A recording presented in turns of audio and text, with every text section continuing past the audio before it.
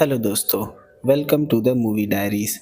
दोस्तों, आज की फिल्म इज़राइल और फ़िलिस्तीन कॉन्फ्लिक्ट पर बेस्ड है। मैं नहीं जानता कि ये कहानी कितनी सच्ची है और कितनी झूठी। आज हम इस फिल्म के ज़रिए नकबा इवेंट के बारे में जानेंगे। शायद इस बारे में बहुत कम लोगों को पता होगा, जो कि 1948 फ़िलिस्तीन वॉर के नाम से भी जाना जाता है, जब इज़राइल ने 78% मैंडेटरी फ़िलिस्तीन को इज़राइल डिक्लेयर्ड कर दिया था और जियोनिस्ट मिलिशियास द्वारा 500 फ़िलिस्तीनियंस विलेज को तबाह करके लगभग 7 लाख फ़िलिस्तीनियंस को विलेज छोड़ने के लिए मजबूर कर दिया गया था।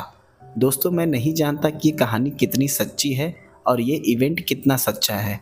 मैं बस रिसर्च और फैक्ट्स को पेश कर रहा हूँ, जो चीज़ें असल में नकबा इवेंट्स में घटी थी। चलिए कहानी की शुरुआत करते हैं। साल है 1948। फ़िलिस्तीनियन निर्वासन से कुछ दिन पहले कहानी फ़िलिस्तीन के एक विलेज से शुरू हुई। वहाँ हम एक फ़रहा नाम की लड़की को देखते हैं, जिसकी उम्र 14 साल है, जो वहीं बैठी एक किताब पढ़ रही है और वहीं पास में उसकी सहेलियाँ भी खेल रही थी। पर फ़रहा का पूरा ध्यान उस किताब में था। उसके बाद सभी लड़कियाँ वहाँ से चली गई। फ़रहा ने पेड़ से कुछ फल तोड़े और मटके में पानी लेकर वहाँ से चली गई। वो सभी एक शेख के पास गई। वो जगह विलेज के एक स्कूल की तरह था, जहाँ उन्हें कुरान का अभ्यास करवाया जाता। फरहा भी वहीं बैठी आयत को दोहरा रही थी। उसके बाद शेख ने उन्हें जाने को कहा, क्योंकि कल विलेज में एक लड़की की शादी है और लड़कियों को भी काफ़ी तैयारी करनी होगी। शेख ने कहा, तुम लोगों की शादी भी जल्दी हो जाए तो अच्छा है। इस बात पर फरहा थोड़ी नाराज़ दिखी।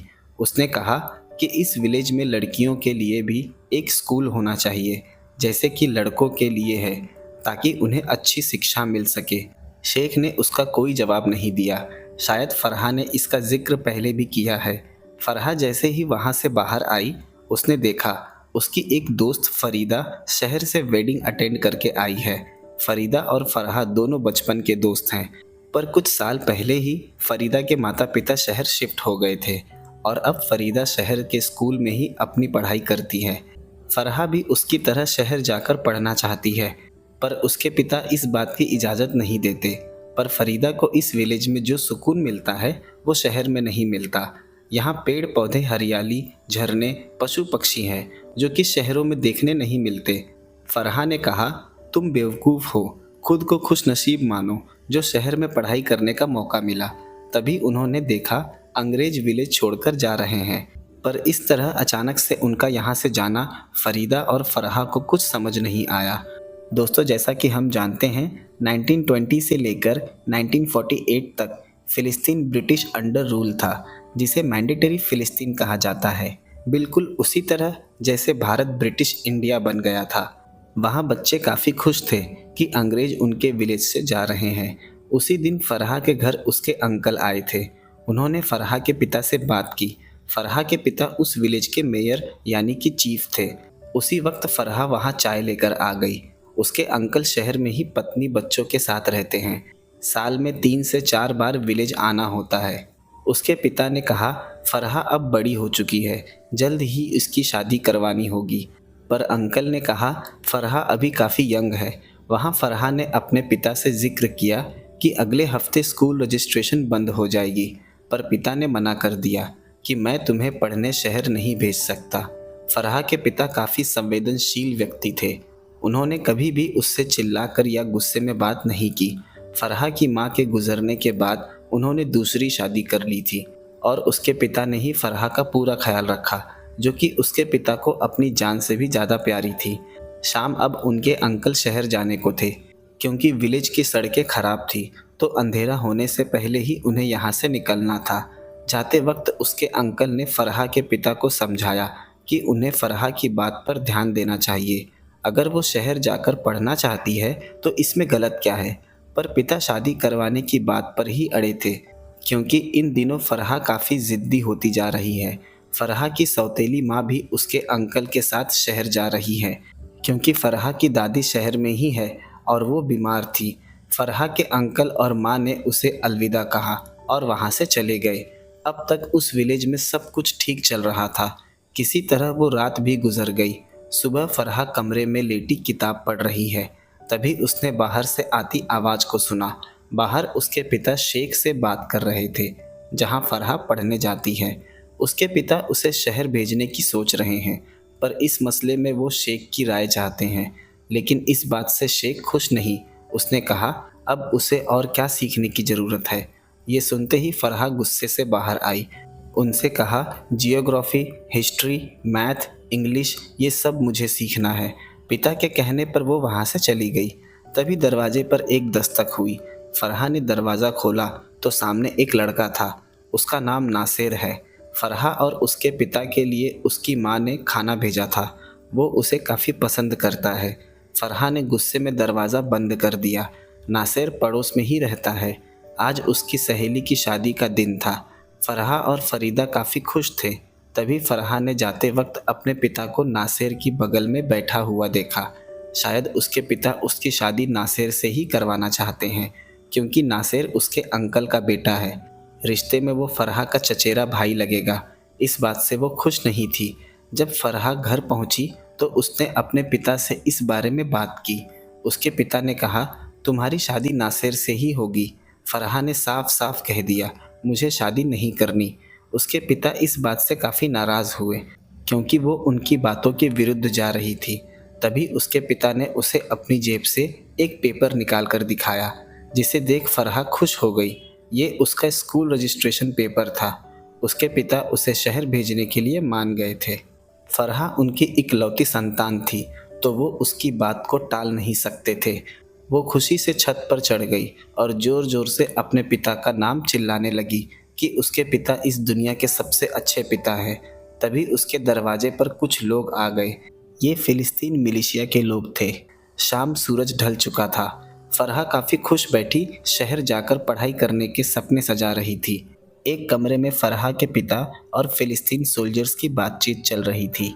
फरहा बाहर जाकर उनकी बातें सुनने लगी।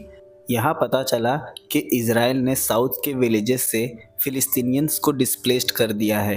वहाँ के लोग रेफ्यूज के लिए यहाँ वहाँ भटक रहे हैं। फरहा के पिता ने कहा, मुझे कहीं से कुछ लेना देना नहीं। मेरा परिवार यहाँ है, तो मैं बस अपने परिवार और इस विलेज की सुरक्षा के बारे में सोचता हूँ। उसके पिता ने लड़ाई में उनका साथ देने से साफ इनकार कर दिया। इस बात से नाखुश होकर सोल्जर्स वहाँ से जाने लगे। फरहा के पिता ने कहा, अरब कंट्रीज से बात हुई है, वो जल्द ही मदद के लिए ट्रूप्स और एमिनेशन भेज देंगे। तब तक हमें इंतज़ार करना चाहिए। वो सोल्जर्स वहाँ से जाने लगे। उन्होंने जाते वक्त कहा कि अब जो भी इस विलेज में होगा उसके ज़िम्मेदार सिर्फ फरहा के पिता हैं। उन्होंने उनको उनके हाल पर अकेला छोड़ दिया। पिता ने फरहा की तरफ देखा। शायद दोनों आने वाले कल को लेकर घबरा रहे थे। सुबह हो गई। फरहा अब तक सो रही है। हम देखते हैं टेबल पर उसका स्कूल रजिस्ट्रेशन पेपर रखा हुआ है। बाहर किसी हलचल से उसकी नींद खुल गई। वो बाहर जाकर अपने पिता को आवाज़ देने लगी, क्योंकि आज की सुबह रोज़ की सुबह से काफ़ी अलग थी। खामोशी हर दिन से ज़्यादा चारों ओर फैली थी। हवाओं की रफ्तार भी रोज़ की तुलना में अधिक थी। तभी उसके पिता अनाज घर से एक बाल्टी लेकर बाहर निकले। थोड़े परेशान मालूम पड़ते हैं। उन्होंने पूछा कि क्या बात हो गई, आज तुम जल्दी उठ गई। उसके पिता दीवारों के बीच के गैप में पत्थर भरकर उस पर मिट्टी लगा रहे थे। फरहा को समझ नहीं आया कि आखिर पिता को सुबह सुबह ये सब करने की क्या ज़रूरत आ पड़ी। उन्होंने उसे जाकर सो जाने को कहा। फरहा वहाँ से चली गई, पर पिता को देख मालूम पड़ता है कि कुछ बड़ा होने वाला है। दोपहर में फरहा और फरीदा साथ बैठे थे। फरहा ने उसे बताया कि उसके पिता शहर भेजने के लिए मान गए हैं। फरीदा को अपने कानों पर यकीन नहीं हुआ। वो फरहा के लिए काफ़ी खुश हुई, पर अब फरहा उदास है, क्योंकि उसके जाने के बाद पिता अकेले यहाँ रह जाएंगे। फिर यहाँ उनका ख्याल कौन रखेगा। यही सब बातें उसे भीतर से सता रही थी। वो पढ़ाई करके एक टीचर बनना चाहती है। फिर जब वो शहर से लौटकर आएगी तो इस गांव में लड़कियों के लिए एक स्कूल खोलेगी। तभी उन्होंने विलेज में एक धमाके की आवाज़ सुनी। दोनों आवाज़ सुन काफ़ी डर गए। चारों तरफ से गोलियां चलने की आवाज़ें आने लगी। जब वो विलेज में पहुंचे तो चारों तरफ अफरा तफरी मची थी। हर कोई अपना सामान लेकर वहां से भाग रहा था। बकरी खच्चर सभी लेकर वहां से निकल रहे थे। फिलिस्तीनियंस मिलिशिया माइक पर अनाउंस कर रही थी, जल्द से जल्द विलेज छोड़कर यहाँ से निकल जाएं। और निकलने के लिए नॉर्थ रोड को चुने क्योंकि इजरायली सोल्जर्स विलेज की तरफ बढ़ रहे थे। फरहा उस भीड़ में अपने पिता को तलाश करने लगी। तभी फरीदा के पिता अपनी गाड़ी लेकर वहां आ गए और दोनों को गाड़ी में बिठाने लगे। पर फरहा अपने पिता को छोड़कर कहीं नहीं जाएगी। तभी उसने सामने से अपने पिता को आते हुए देखा। उसके पिता ने उसे फरीदा के परिवार के साथ जाने को कहा, पर फरहा अपने पिता को अकेला छोड़कर नहीं जा सकती। उन्होंने फरहा को गाड़ी में बिठा दिया, पर जाते वक्त जब उसने अपने पिता को भीड़ में अकेला खड़ा देखा तो उससे रहा नहीं गया। वो चलती गाड़ी से उतर गई। वो भाग कर गई, अपने पिता के गले लग गई। फरहा के पिता ने फरीदा के परिवार को चले जाने के लिए कहा। शायद वो फरहा को नहीं जाने देना चाहते। फरीदा जाते वक्त रोने लगी क्योंकि विलेज को चारों तरफ से घेर लिया गया था और फिलिस्तीनियन सोल्जर्स भी उन्हें ज़्यादा देर तक रोक नहीं सकते। वो अपने पिता के साथ घर गई और अपना स्कूल रजिस्ट्रेशन पेपर अपने पास ले लिया। उसके पिता ने बुलेट और राइफल ले ली। जब वो फरहा को लेकर घर से निकलने गए तो दरवाजे पर ही रुक गए क्योंकि गोलियों के चलने की आवाज़ें बाहर से ही आ रही थी। उन्होंने उसे अपने साथ ले जाना सही नहीं समझा। उन्होंने फरहा को ले जाकर अनाज घर में बंद कर दिया। उन्होंने कहा कि मेरे आने तक मेरा यही इंतज़ार करना, पर वो अपने पिता के साथ रहना चाहती थी। उन्होंने ज़बरदस्ती उसे बंद कर दिया। उन्होंने अपना खंजर उसे दे दिया। उस घर में काफ़ी अंधेरा था। एक छेद से रोशनी आ रही थी जहाँ से बाहर की हरकत पर नज़र रखा जा सकता है। उसे काफ़ी डर लगने लगा। उसके पिता उसे लेने वापस आएंगे भी या नहीं, एक साथ कई सारे ख्याल दिमाग में आने लगे। भीतर से उसे बॉम्बिंग और गन शॉट्स की आवाज़ें लगातार सुनाई दे रही थी। पिता का इंतज़ार करने के अलावा उसके पास कोई और चारा नहीं था। उसने उस छेद से बाहर देखा। रात हो चुकी थी पर पिता की कोई खबर नहीं। उसने सोने की काफ़ी कोशिश की पर उसे नींद नहीं आ रही। वो सुबह तक जागती रही। उसे भूख लगी पर वहाँ खाने को कुछ नहीं। उसने कांच की शीशी में देखा, शायद कुछ खाने को मिल जाए, पर उस शीशी में रखी हुई चीज़ खराब हो चुकी थी। वो अपने बैग में रखी हुई फरीदा की किताब देखने लगी। तभी उसे बाहर हलचल सुनाई दी। उसे लगा उसके पिता आ गए। तभी घर में धुआं आने लगा। ये एक तरह का उनके द्वारा फेंका गया जहरीला गैस था। उन्होंने विलेज में चारों तरफ इसे फेंक दिया ताकि अगर कोई घरों में छिपा हो तो निकलकर बाहर आ जाए। पर फरहा ने कपड़े से छेद को बंद कर दिया जिससे धुआं अंदर ना आ सके। थोड़ी देर बाद उसने बाहर झांक कर देखा तो बाहर का माहौल पूरी तरह से शांत हो चुका था। वहाँ पीने तक को पानी नहीं था, जिसके वजह से उसके होंठ सूखने लगे थे। आज फिर रात हो गई पर उसके पिता का कोई पता नहीं। वो सोने की कोशिश करने लगी। एक बार फिर सुबह आ गई। 2 दिन से ज़्यादा का वक्त बीत गया। किसी की कोई खोज खबर नहीं। बाहर से अब आवाज़ें भी आना बंद हो गई थी। कोई बचा भी है या नहीं इस विलेज में। रात वो अपने स्कूल रजिस्ट्रेशन पेपर को देख रही थी। एक सपना जिसके शुरू होते ही किसी की बुरी नज़र लग गई। अब तक तो वो इस अंधेरे में लालटेन को जलाकर रोशनी कर लेती थी, पर आज उसमें भी तेल खत्म हो चुका था। उसने वहाँ रखी हुई अनाज की सूखी हुई डंडियों को लिया और उसे जलाना शुरू किया। अब उसका सब्र जवाब देने लगा था।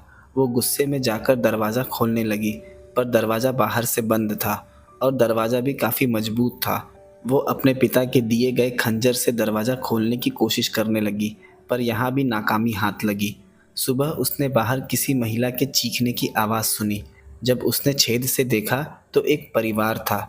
उस शख्स की पत्नी प्रेग्नेंट थी और वो किसी भी वक्त बच्चे को जन्म दे सकती है।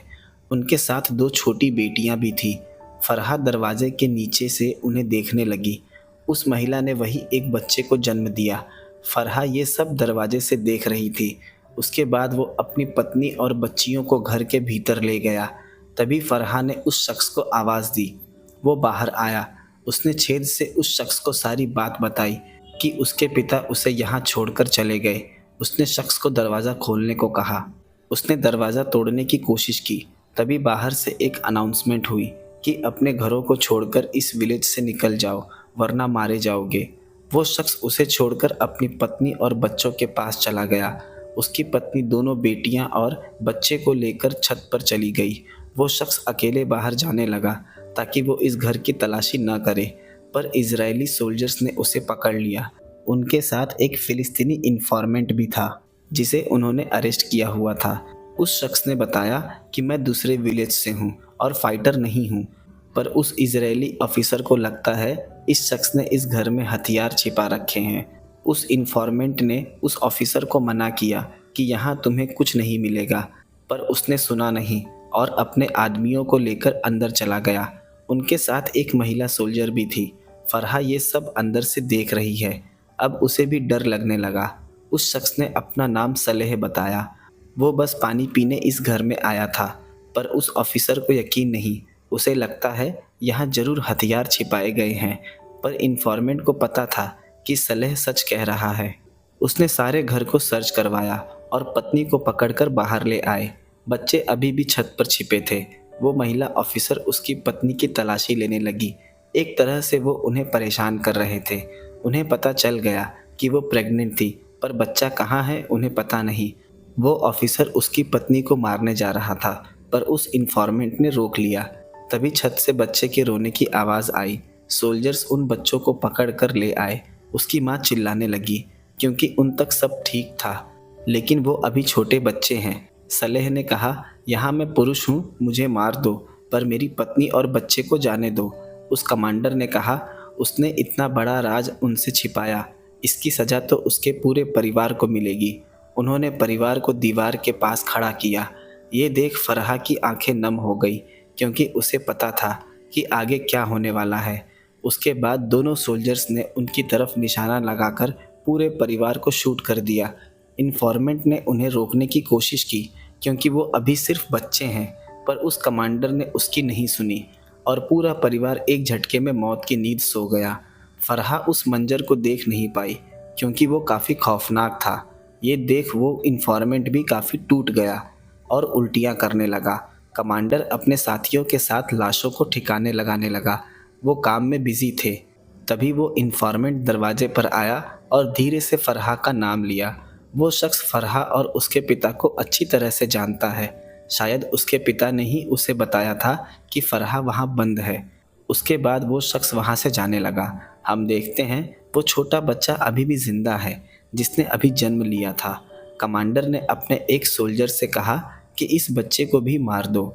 जब उस सोल्जर ने उस बच्चे पर बंदूक तानी तो कमांडर ने कहा, इस पर अपनी गोली बर्बाद मत करो, इसे ऐसे ही मार दो, और वो वहाँ से चला गया। सोल्जर ने सोचा पैर से इस बच्चे का सर कुचल दे, पर उससे ये काम नहीं हुआ और वो उस बच्चे को छोड़कर वहाँ से चला गया। उस बच्चे की चीखें फरहा को उस घर तक सुनाई दे रही थी। वो रोने लगी, पर वो मजबूर है, जाकर उस बच्चे को उठा भी नहीं सकती। उसे उल्टियाँ होने लगी। रात वो उसी तरह बैठी रही जैसे सब कुछ खत्म हो गया हो। सुबह बच्चा रोने लगा। फरहा को किसी तरह उस घर से बाहर निकलना था। उसने उस दरवाजे को तोड़ने की हर कोशिश की, पर वो नाकाम रही। वो काफ़ी थक चुकी थी। उस बच्चे की चीखें बढ़ती ही जा रही थी। शाम वो दरवाजे के पास ही सो गई। चारों तरफ अंधेरा फैल गया।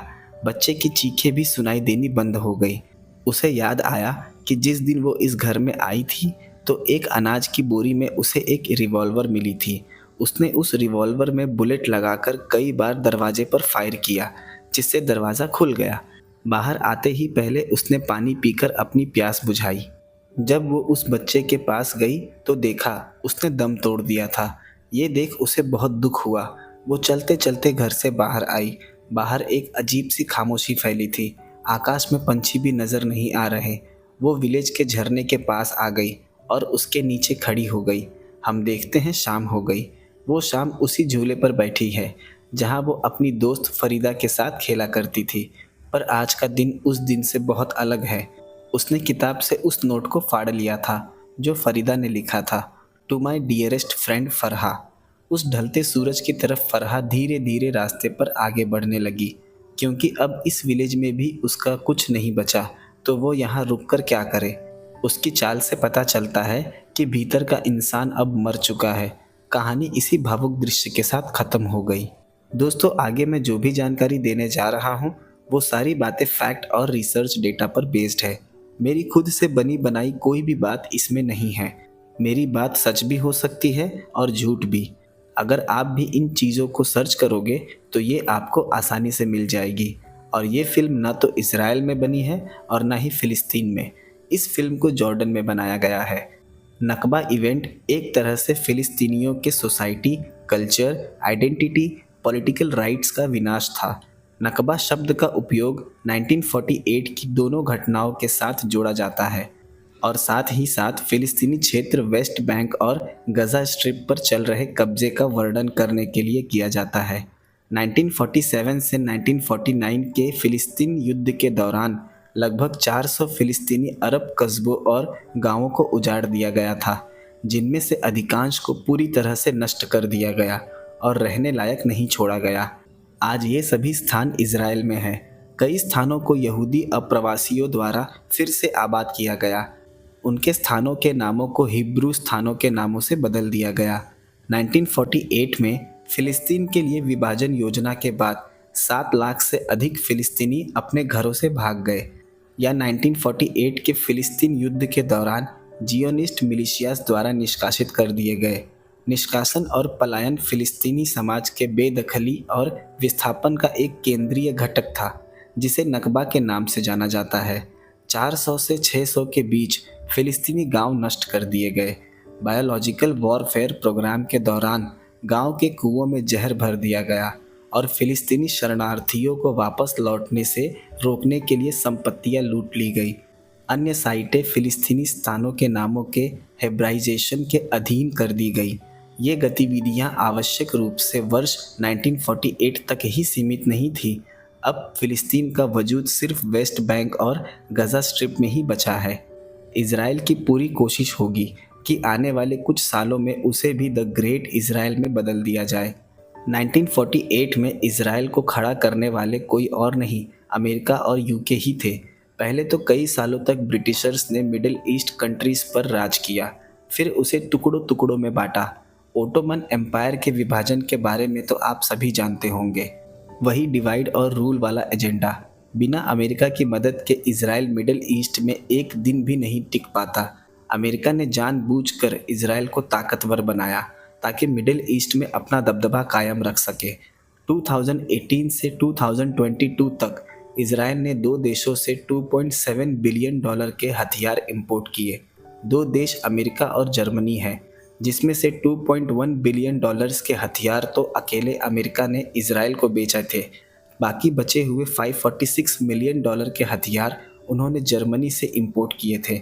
अमेरिका को अपने हथियार बेचने से मतलब था, बाकी तुम आपस में लड़ो कटो मुझे क्या।